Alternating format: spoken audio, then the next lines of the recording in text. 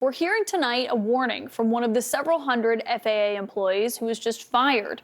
I'm quote, I'm scared to death, and the American public should be scared too, is what we're hearing from Charlie Statlander, who says he was working on an urgent FAA defense program in Hawaii to detect incoming cruise missiles. He thought his job would be spared because it focused on national security. But on Friday, along with hundreds of other FAA probationary employees, he was fired. And Charlie joins me now. And thank you for being here. It's great to have you. Because obviously this warning, you say that the American public should be scared by your firing and the hundreds of your FAA colleagues as well. Why is that? Hey, Caitlin, thank you so much for having me on tonight. And, thank you for giving me the platform to tell my story. I wish I was here under different circumstances, but alas, here we are. So I do think the American public does need to be concerned about, not only my firing, but also the firing of so many public safety, national security professionals at the FAA and, within the Department of Transportation, but, writ large also throughout the federal government. And I gave that quote about being scared to death because while I can't talk about the specifics of the project I worked on and what all I was doing, what I can tell you is that the FAA National Defense Program that I was a part of and was incredibly proud to work for the mission, to accomplish the mission of, has an incredibly important national security role. And I was working on incredibly important national security work.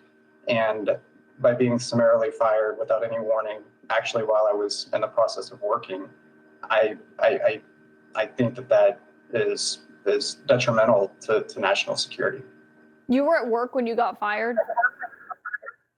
I had actually just returned from a work trip, a briefing at one of our Air Force bases, and I was working late into the night, which again is, I think, further evidence. I'm just one of hundreds of thousands of federal employees who work way more than 40 hours a week.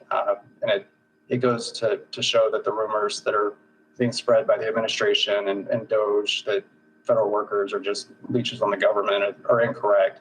But with that said, I had just returned home from a briefing, a work trip. I had another one scheduled actually for today, and I was working late into the night after I had returned home to get my notes and my thoughts down so that I could prepare them to share with, my boss and other folks in my branch before I actually went to my briefing this week. Well, and Charlie, I just wonder what you say about this, given you talk about this defense radar system that you're working on. I know you can't go into the details of that, but the White House defended these cuts by saying no air traffic controllers nor any professionals who perform safety critical functions were terminated. Is that accurate from what you know? So again, I was in the FAA National Defense Program, so I don't really have any knowledge on the air traffic controller side of that. But I can tell you that the second part of that regarding public safety or critical public safety, from my perspective and the work I was doing, is a flat out false statement.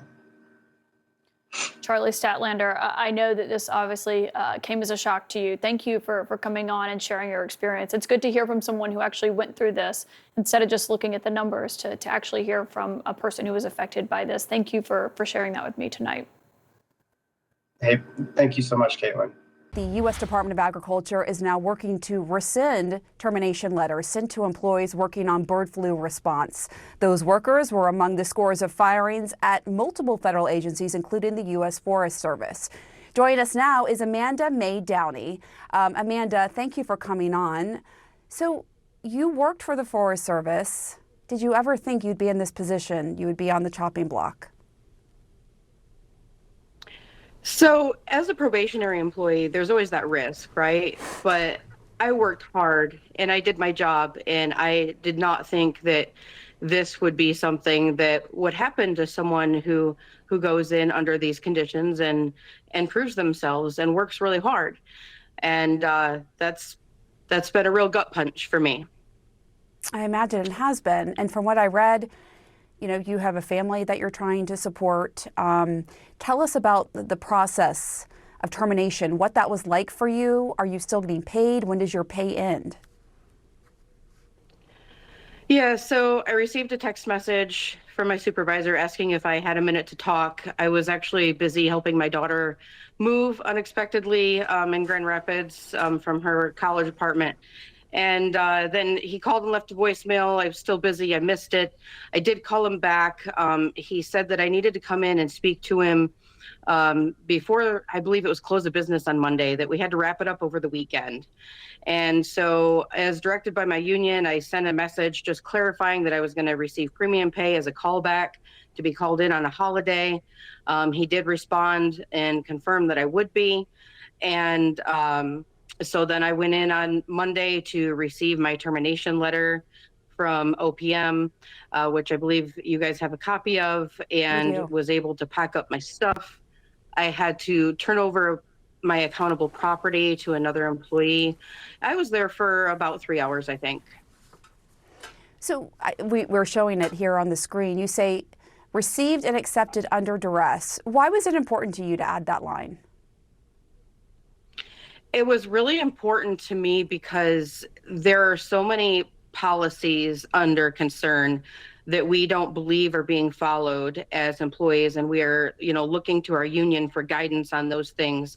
And the possibility that it sounds like with this being such a sheer volume of employees that this is a RIF, and there are policies that have to be followed if we are under a RIF, and you can't just come in and sweep out all the worker bees because that's the easiest thing to do. So, and going back, and I apologize if I missed this, but I'm just curious, what is the package like for you? Are you given pay through a certain time period? Is your pay cut off immediately? I just want to better understand that. Yeah, so I apologize. I was so focused on the prior question. Okay. So there was a lot of concern over the weekend. So FEMI, the national account from where all of our paychecks come from, we were aware there was going to be some maintenance as government purchase card holders, but there was never any mention about our paychecks. And all of our paychecks, most of us, it gets deposited on, Friday, Saturday, even Sunday, and it was pending all weekend. Some people said it showed up and then disappeared. I will say that my check did deposit and finalize today, so I am glad for that. I should have one more paycheck coming to me from this last week for the pay period, and I have been told I will receive my annual leave, and if I had any credit hours built up, I would receive that.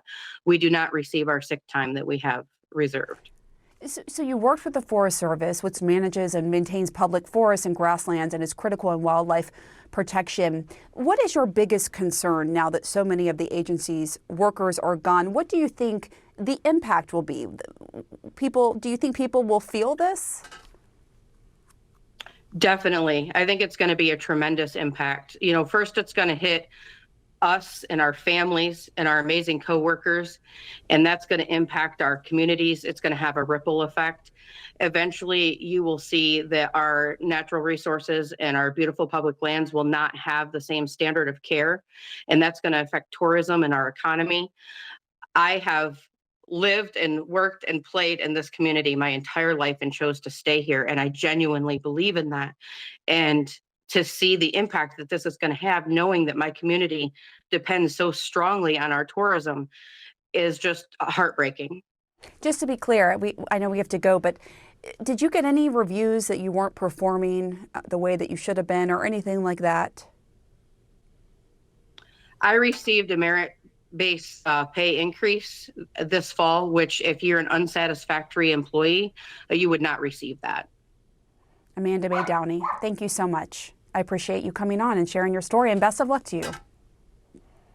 Thank you.